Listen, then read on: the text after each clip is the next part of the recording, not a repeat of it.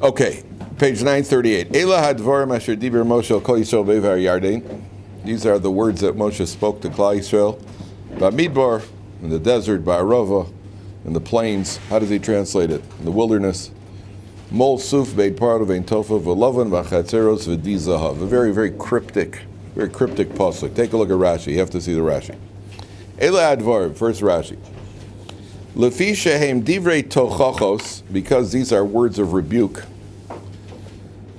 Umana kan kol hamekomos shehichisu l'shnei hamoko. It mentions here all the places where they provoked HaKadosh Baruch Hu. Hamokom is Hashem. By the way, the reason Hashem is called Hamokom, the person should never have to go. But if you ever go to a house of mourning, you say Hamokom Yenachem Eschem to the mourners. The reason you say Hamakom is because the source of Hamakom, the word Hamakom, why Hashem is called Hamakom, because the world is not the place of Hashem. Hashem is the place of the world. The world is in Hashem. Hashem isn't in the world.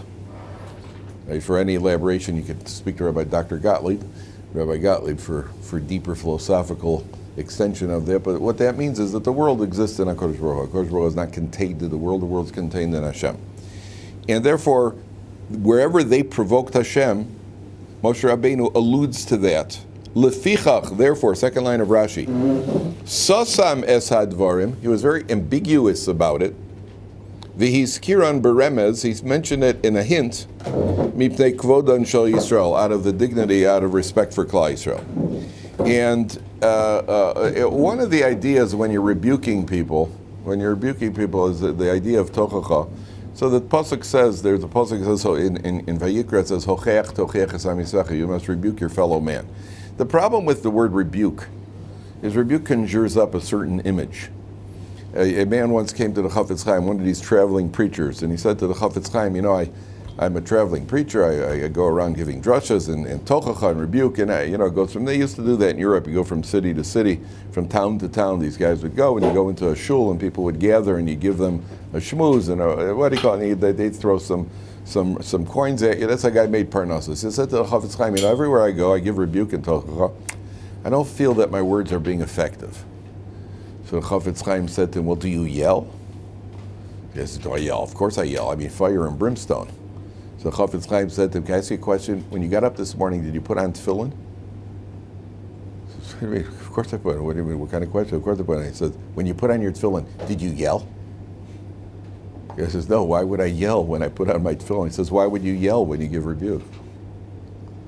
He says, we think of rebuke as, you got to get in someone's face and really, you really let them have it, blast them away. That's not tocha. It's not effective tocha. That does nothing. All that does is make people defensive and probably offensive. Right? That doesn't accomplish anything. Proper tocha, first of all, Moshe Rabbeinu is a remez. And the halacha of giving somebody rebuke is that if you embarrass the guy when you're giving him rebuke, then you've done an avera. So rebuke has to be done in a very, very subtle, tactful way, number one. Number two, the word hocheach tochiach, where it says in Vayikra, you must rebuke your fellow man. The root of the word hocheach tochiach, one of the roots of the word, is nochach. And nochach means in front of. Shifchi kamayim libech. The pasuk says, Shifchi kamayim libech, pour out your heart. Shifchi kamayim nochach pnei Hashem, in front of Hashem. Pour out your heart in front of Hashem. It's pasuk in Tehillim. Shifchi kamayim libech, nochach pnei Hashem. So what effective tochacha really is taking a person and placing him in front of himself. Nochach, hocheach, put the person in front of himself. For someone like you, this isn't appropriate. Put the person in front of himself. Who you are, and what you're doing. What you're doing is not suitable for somebody at your level. By the way, that's how you rebuke a kid. You rebuke a child when you rebuke. First of all, you don't have to rebuke for a child. The best form of rebuke. I'm not a big psychologist. You know that. I'm not a big psychologist. I'm much more of a physical therapist. But the best rebuke for a kid is to say to a kid, a boy like you doesn't do that. Then he gets the message. A boy like you doesn't do that, right? Because then you're telling a boy like me, you're building him up. While you're doing it, you're building him up. I said, a boy like him does something like that. A boy like you doesn't do that. That's the most effective. That's the most effective form of rebuke. A boy like you, somebody like you. That when my kids would ask me, usually the daughters would ask me about a certain outfit, if the outfit is tznius or not. Don't worry, guys, you'll go through this with this. When you go through this with a 15 or 16-year-old daughter, right? So I learned, I learned the hard way. First I would ask them if they're interested in an answer. First I had to get committed that they want an answer, because if you just say to them, no, that's not stance. Daddy, you don't understand. I'd immediately shift from 0 to 60 and start yelling. So it got to the point where they come and say, Daddy, is this stance? I said, well, you want an answer? Yes. Are you sure you want an answer? Yes. Are you going to yell at me if it's the answer you don't want? You ask my daughters, that's how I used to say to them. No. Are you sure you won't yell at me? Yes. Okay, I think you could do better than that. I learned not to say, no, it's not stance, and you look like a shiksa. I didn't say that. I learned not to say that. I learned that you could do better than that. And then it was always, once it wasn't the answer they wanted, they would go like that, because they knew they're not allowed, they committed themselves. And then as I got older, I just said, go ask your mother. That was the best. That was the cheap way out. But the best form of tochacha, number one, is to show a person, if this is you, do you really think that this is appropriate? You're asking me. Ask yourself. Ask yourself. Do you really think this is appropriate? This is appropriate for you at your level? Is something you should be doing? So if that's why I use Rav Samet as an example, because he's certainly a refined sort of person. If Rav Samet would come to ask me, do you think it's appropriate for me to eat a submarine sandwich? A big baguette with 17 layers of meat. Just chow down. If one of you guys would ask me, I'd say, well, what are you even asking for? Well, go ahead, just make a bracha. Just make a bracha and maybe share. Right? If Sam would ask, I said, well, you need to ask me. You can't answer that for yourself. You don't know if that's appropriate or not. You understand? At each level, is it appropriate or not? And therefore, somebody says to me, is it okay if I don't drink Chalav Yisrael? It depends who's asking me that. It depends who's asking the question. If somebody who's been frum for half a year, there are other things to work on. You'll get to that later. A guy who's been learning in Panovich, and he's 7th generation from Bnei Brak, and he says to me, do you think it's okay for me do you think I need to keep Chalav Yisrael? Yeah, well, I think you could do. Yeah, I think so. Yeah. I think that there are other issues in your life. Yeah. I don't think you should be struggling with this at this point, frankly. Right. So that's the first one. Now, you'll notice that the word Elah, Aleph Lamed Hey, first of all, equals 36. And Rashi says Moshe rebuked Klal Yisrael right before he died. And the reason right before he died, Rashi says he rebuked them before he died so that he doesn't rebuke them and repeat it. Where's the Rashi? Where's the Rashi? The left column, I'm skipping the pasuk for a second. The left column, 6 lines from the bottom. Look at the left column of Rashi, 6 lines from the bottom. Milamed, if you find it, please show the person next to you. 6 lines from the bottom, left column. Yeah, right after the word l'chodesh. Milamed shelo hochichan ela samuch lemisa. He rebuked them close to death. Who did he learn it from? Milamad mi Yaakov. He learned it from Yaakov Avinu. Shelo hochiach ezbanov ela samuch lemisa. Why? Skip down 2 lines. Skip down 3 lines from the bottom of the page. Kidei shelo yehi mochiach v'chozer mochicha. So you shouldn't go rebuke them and continue to rebuke them. You ever hear sometimes a person doesn't know when to stop. I told you not to do that. I don't want you to do that. I told you a million times not to drive past the speed limit. Then I tell you not to drive past the speed. I told you not to go on and on like a broken record. So after I give the rebuke and stop. They heard you. I just had a lady ask me yesterday, her teenage, I don't remember, a daughter or a son. She said her teenage, she said her kid, I think she said it was a girl. She doesn't bench. It takes her, everybody else in the family benches, takes them 3 or 4 or 5 minutes. It takes her a minute to bench. What can she do about it? So I said to the mother, I thought she was talking about a 9-year-old. In which case I would have said, don't do anything about it. He's got no chiyuv to bench. My wife once came to me, my youngest son was having a bad day. So my wife calls me and she says, Plony's upset. So I said to her, why are you upset? What are you upset about? She said, he doesn't want a bench. So I said to her, why don't you want a bench? Because mommy won't give me another brownie. I said, so don't bench. I don't care if you bench or not. It's between you and Hashem. I don't care if you bench. And I walked out of the room. Guess what? He benched. He benched. Right? So then he got to the point, I said to him, don't bench the whole, who told you to bench the whole bench? Say the first paragraph. But don't do me a favor and mumble the whole benching. Just say the first paragraph properly, and I'll give you a dispensation on the rest of it. Right? So she's complaining that her 16-year-old daughter takes a minute to bench. So I said to this mother, you know, your daughter knows, or your child, your 16-year-old already knows what you want. They know what you want. What good is it going to do to harp on it? They know what you want. I always use the example, there isn't a 16-year-old in the world who doesn't know that their parents don't want them to smoke.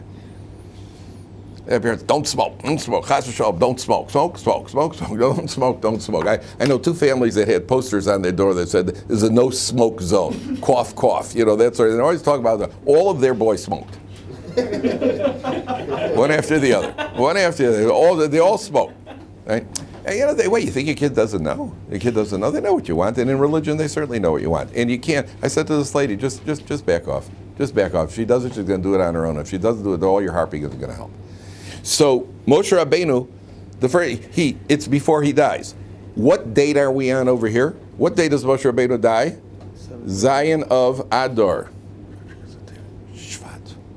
This is Rosh Chodesh Shvat right now. Right. If you count from Rosh Chodesh Shvat till Zion Adar, how many days do you get? 36. 29 days in the month, another 7. Eila, look at the word Eila. Aleph Lamed Hey. Aleph Lamed Hey is Gematria 36. Eila hadvarim shadibra Moshe b'nei Yisrael. These are for 36 days. Right? Moshe Rabbeinu, the 36 days before he dies, Moshe Rabbeinu is giving them rebuke. Now, this you're not going to do. I'm just telling you, you'll have to trust me. If you start, you're going to get a whole rebuke here. We're going to go into this in a second, exactly what he's talking about, where he's talking about, how he's talking about.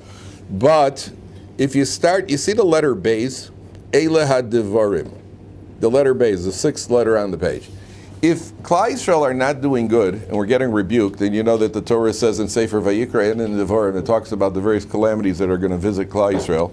What's the way to turn problems into blessing? Change your perspective is a good start, but what do you have to do? Do tshuva. How do you do tshuva? The 3 main components.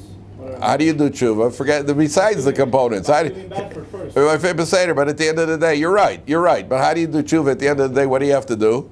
What's that? Never do it again. Yeah. Never do it again. It's true. But what? And what do you have to do? You have to know that you're wrong. Yeah, that's true. And what else do you have to do? What? Yeah, that's true also. What else do you have to do?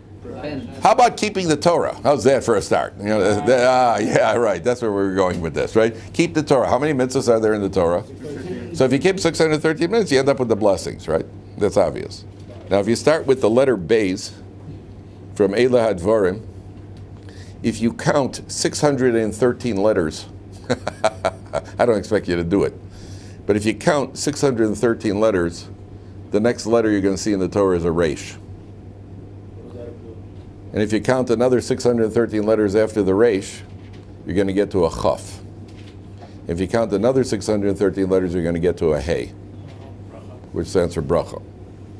Right, so at skips of 613, starting from the beginning of Parsha's Devarim, you end up with the word Bracha, blessing. So when you keep the Torah, you get Bracha. Now, yeah, I know you're thinking that I discovered this sometime during laning. I happened to notice this. I appreciate the compliment, but no. This was discovered by Rabbi Michael Ber Weissmandel, who you've seen. I'm sure you've had exposure to the codes and the codes in the Torah. Well, Michael Ber Weissmandel did not have any computers. He was living in the time of the Holocaust. He was he jumped off a train on the way to Auschwitz, and he was the one who was involved very, very, very highly with the rescue missions of rescuing Jews in Europe. And he was contacting the rescue committee from the forests of, I don't know how to pronounce it, Bratislava or something. And one of the things, he was a tremendous Talmid Chacham. He came to America and he opened up a yeshiva in Mount Kisco, New York. And he came up with these things without any computer. And I don't think he sat counting letters either. And the Stiplers Zatzal said that only through Ruach HaKodesh could somebody have come up with what he came up with. And this he did without any computers. Now, I just want to put something in a proper perspective. The codes of the Torah are not a proof of the Torah. It does not prove the Torah. There's only one proof of Torah. Proof of Torah is the same as any other proof. Can you prove that there was a Spanish Inquisition? Yes. How? But history shows the records. What's that? The records? The records. Maybe somebody wrote up the records. Witness testimony. Witness testimony. Did you meet the witnesses? No. So which witnesses are you talking about? Most of the witnesses were killed. They were tortured to death, in the Spanish Inquisition. Oh, the answer is the first mission in Pirkei Avos. Moshe kibel Torah misinai u'misora liYoshua Yoshua zken Avim. There was a Mesorah in Klal Yisrael. There's a Mesorah. The only way we know anything, and by the way, if you ever get trapped by, and you will, and it's important not to fall into a trap. Somebody, it's usually an older man in shul who notices a frum guy, and he's got a few minutes to kill, so he decides to kill you too. And he'll say to you something like, if you could prove to me that there's a God, I'll be religious. So if you foolishly step into it and start trying to prove it, then all he's going to say, well, that doesn't prove anything. Right? That's the same guy who's going to tell you why he's not religious. You know why I ain't religious? I'll tell you why I ain't religious. When I was a little boy, I was a cheder. And I was 7 years old, and the rabbi came in, and he hit one of the boys there. And I says to myself, Max, if that's how a rabbi could behave, then I ain't going to be religious. And so he made a very, very logical life decision when he was 7 years old. Right? The fact that some of his employees hit people, right, or the fact that he may have hit somebody didn't stop him from being non-religious. That only stopped him from being religious. So the answer is the guy's looking for an excuse. If he says to you, if you could prove to me that there's a God, well, if you start trying to prove it, he's going to say no. The answer is to always tell anybody, and this is even somebody who is truly asking a question, not a cynical old man. Somebody says to you, is there a way to prove that there's a God? The answer is always to get the other person to commit first what constitutes proof. Tell me what constitutes proof of anything in your mind, then we'll see if what I tell you about God fits your description. Not my description, your description. Until you get to that point, people always can turn around and say, well, that doesn't prove it. So you have to get a commitment on the other side.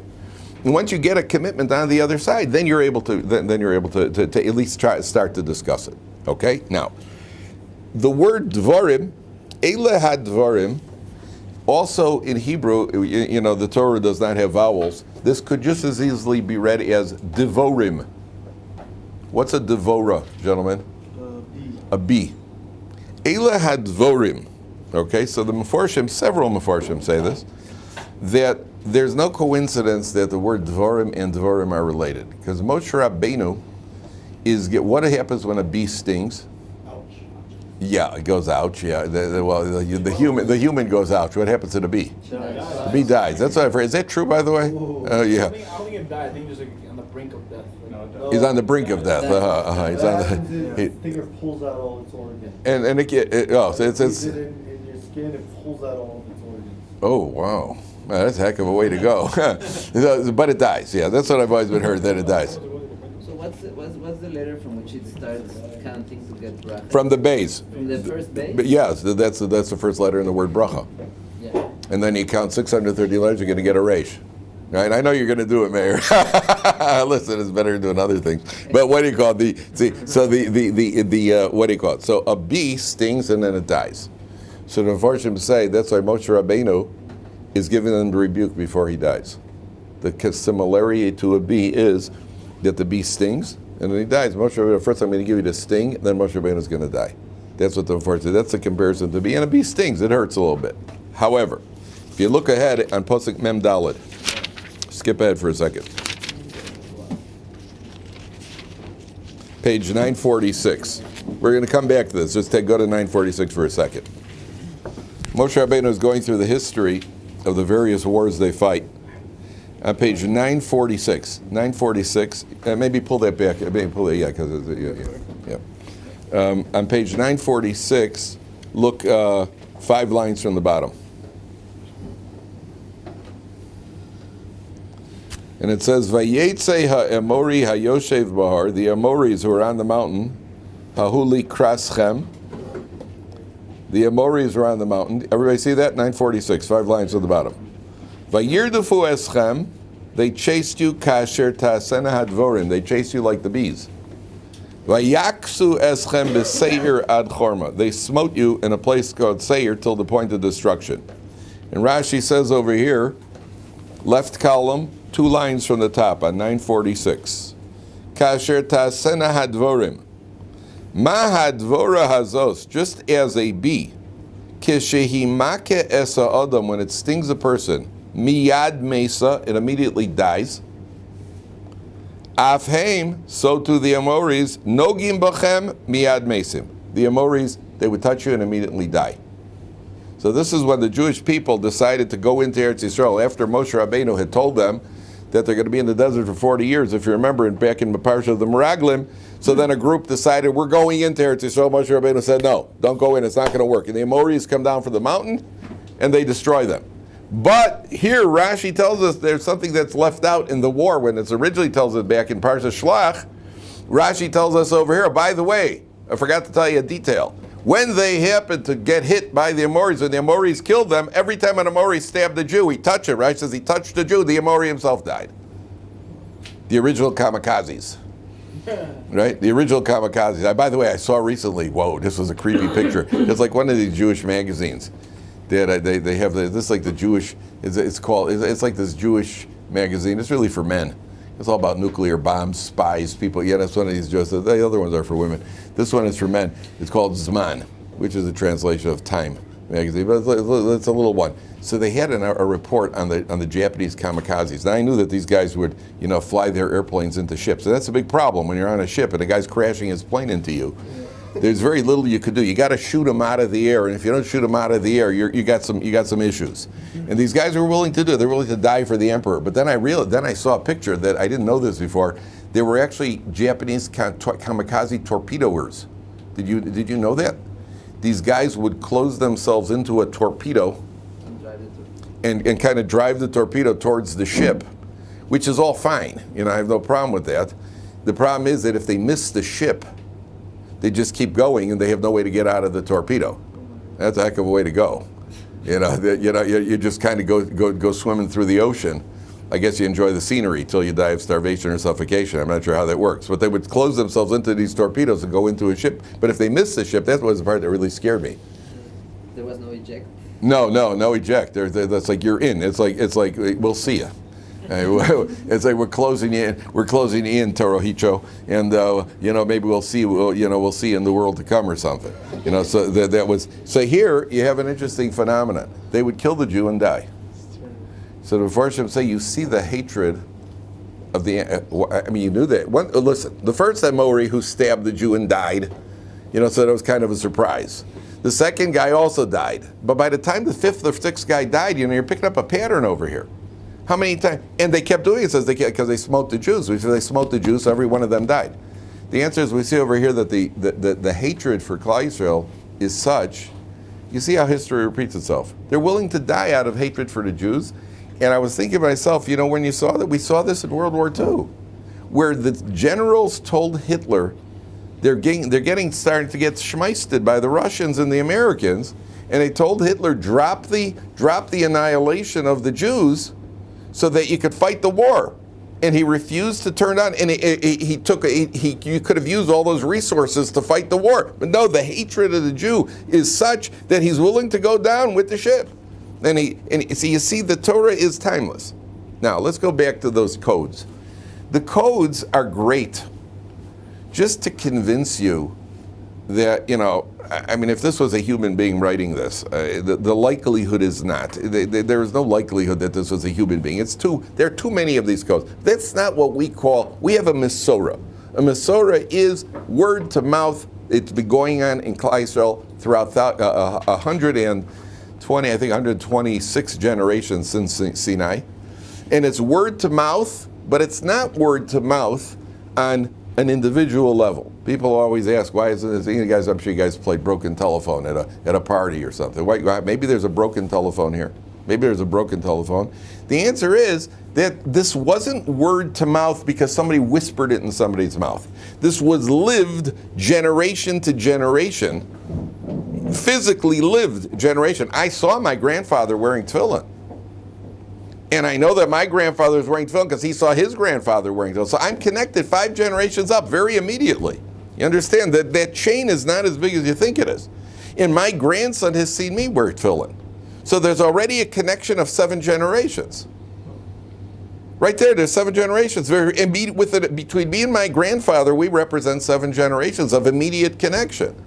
Well, there's no reason to think that that's going to change at any point or that it did change at any point. The kicker here is that it wasn't just going on in my family. This was going on in thousands of families across the globe. Sfardis also wear tefillin. And Ashkenazi Jews from Australia also wear tefillin. And Sephardi Jews from Morocco wear tefillin. Sephardi Jews from what do you call it? From France wear tefillin. You know, everybody wears tefillin. So where was the mistake made? Right? The likelihood of a break in the chain. I want to ask you a question. How old were you when you learned that you don't burp loudly at the table? Jake.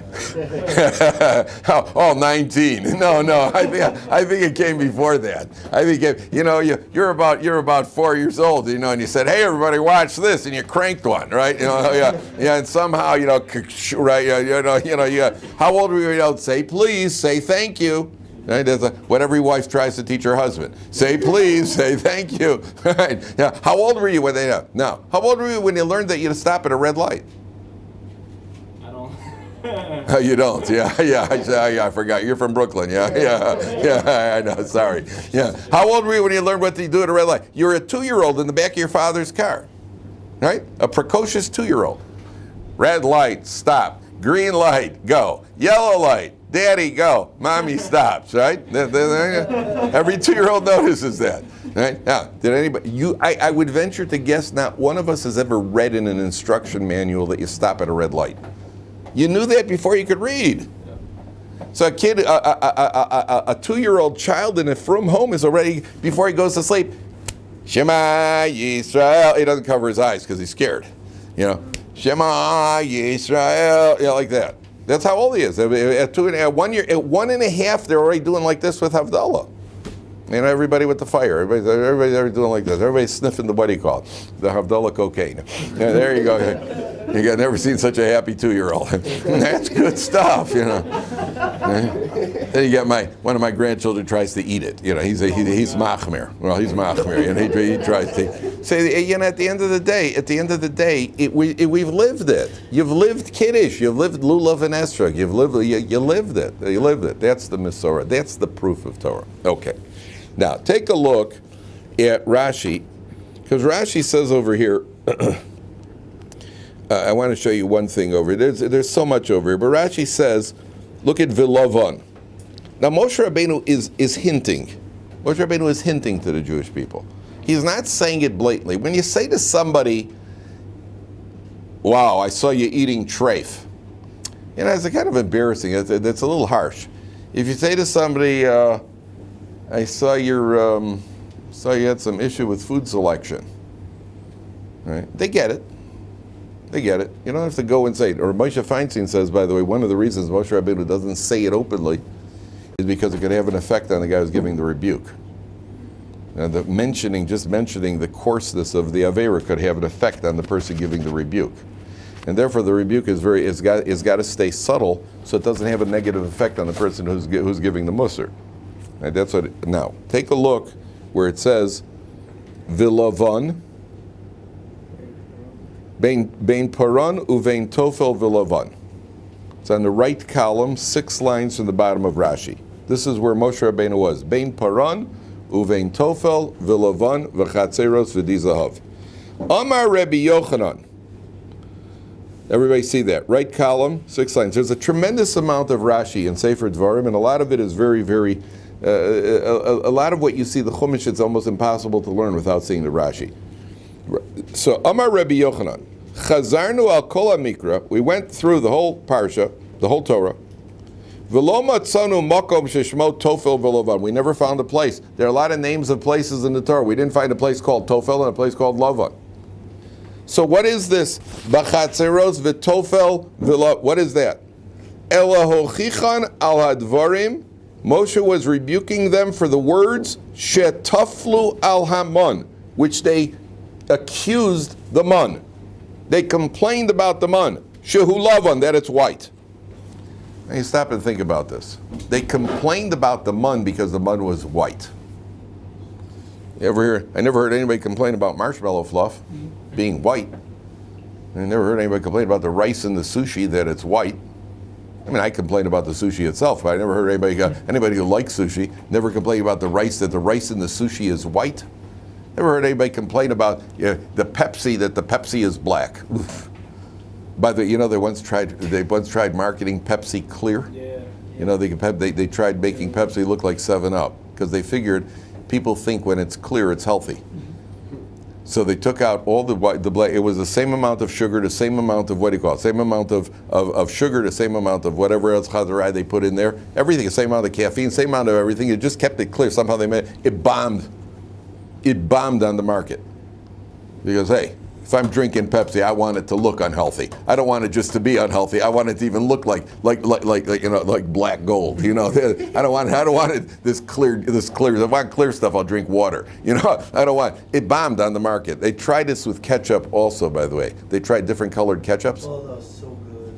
What with like rainbow ketchups and like rainbow ketchups and green ketchup and blue ketchup, but it bombed. It bombed. It bombed. We why ketchup is red? Ketchup is red?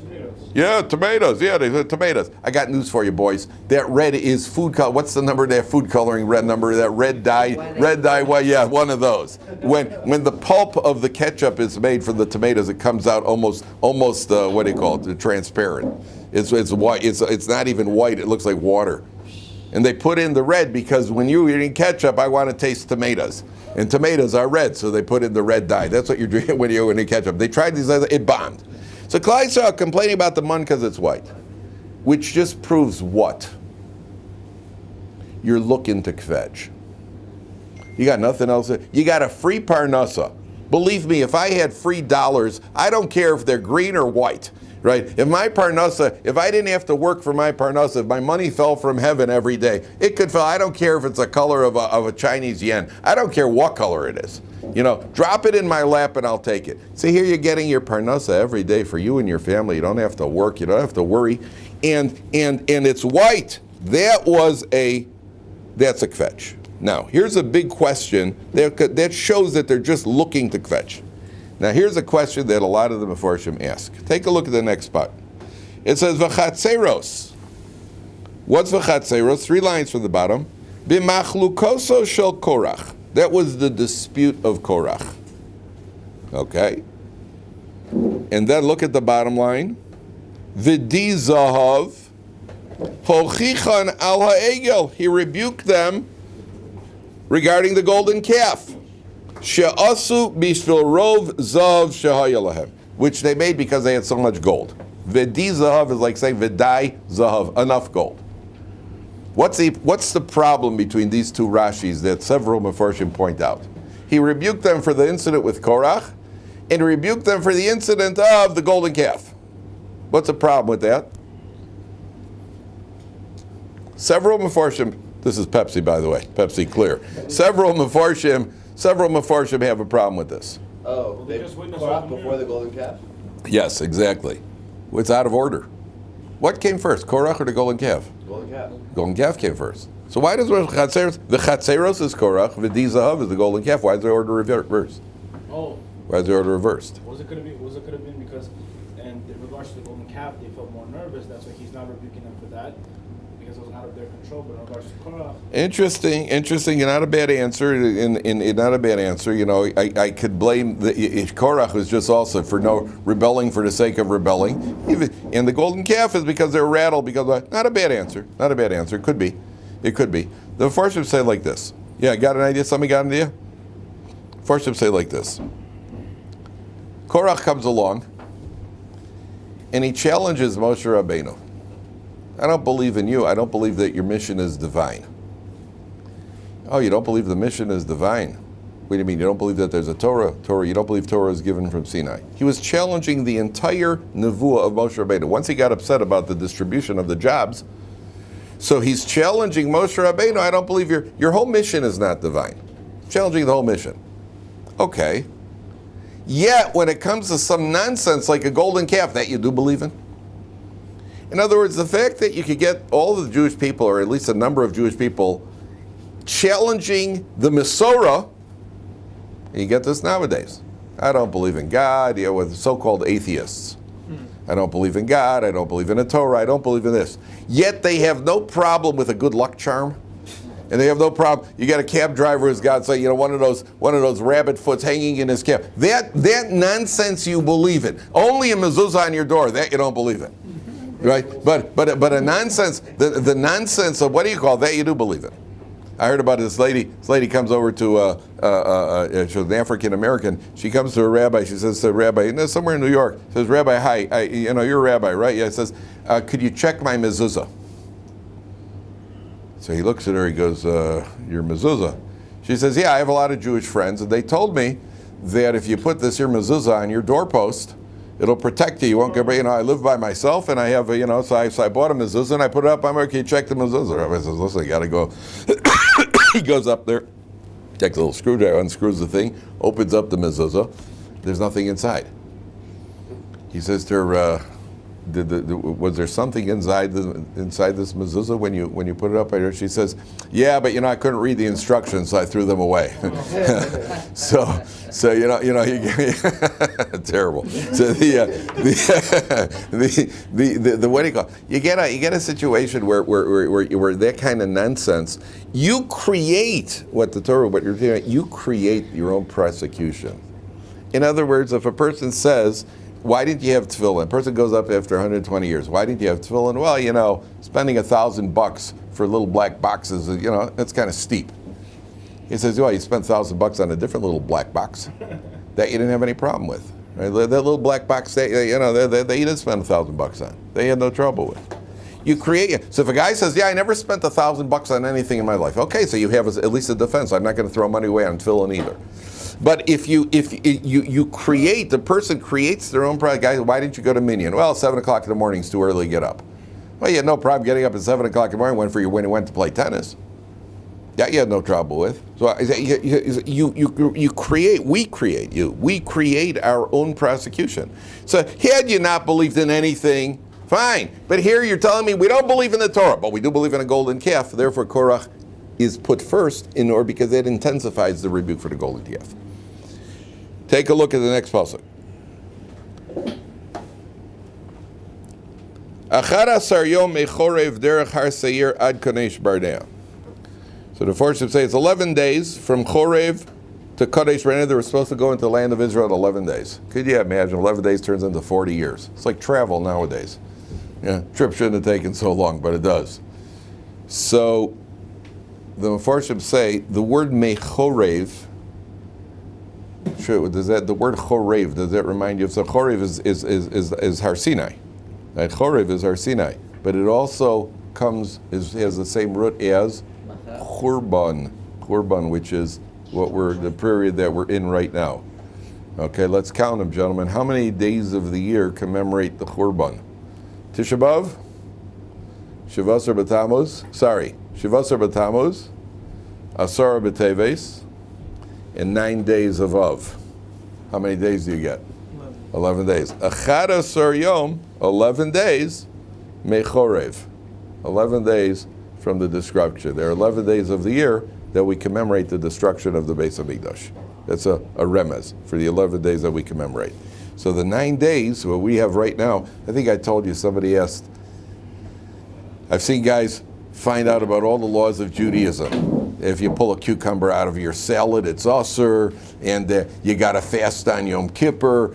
Guys I've seen who deal with all the aspects of it, but when they hear you can't shower during the 9 days, they're ready to throw it all away. Anything but that, right? So the idea of, by the way, again, you could speak to the Rav about getting a heter if you're sweaty and if hot weather and so on and so forth. But Rav Shach once said,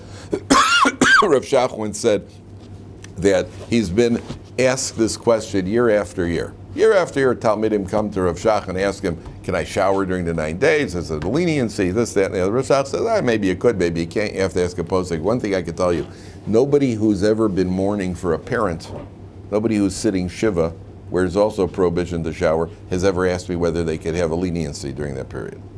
No one ever asked me for a leniency while they were mourning a relative. So a person understands the Churban Beis Hamikdash, that's how we're supposed to relate to it. We're supposed to relate to it as a period of mourning. It's not our fault. It's a long time ago. We can't We don't relate to it as we should. But that's why we do these other things, like not showering and not eating meat and that sort of thing, in order to try to at least connect up to it a little bit. All right.